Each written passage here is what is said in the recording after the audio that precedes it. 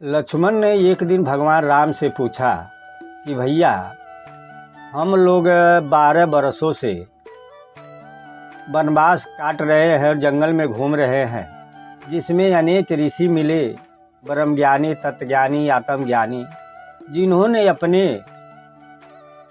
वचनों से मधुर हमको ज्ञान दिया। सुनते समय महसूस होता था कि हम लोग गदगद हो गए। हम लोगों का अहो भाग है जो इन संतों का दर्शन हुआ, इनसे हमें वाणी सुनने को मिली नहीं। शब्द हम भूलने जा रहे हैं, तो हमें इसका फल क्या मिलेगा? भगवान राम कहते हैं कि लक्ष्मण, संत महात्मा के जब हम सामने होते हैं तो हमें फल तुरंत मिल जाता है।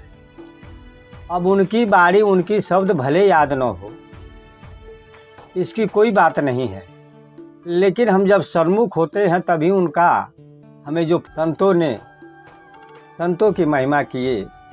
भगवान राम तो सेवरी से कहते हैं कि हे सेवरी, मुझे जात पात से कोई मतलब नहीं है, मेरा रिश्ता तो सिर्फ भक्ति से है। कह रघुपत सुन बामिन बाता, मानव एक भक्ति करनाता। चाहे वो किसी कुल का हो, ब्राह्मण हो, क्षत्रिय हो, शूद्र हो, वैश्य हो, हमसे अधिक संत कर लेखा।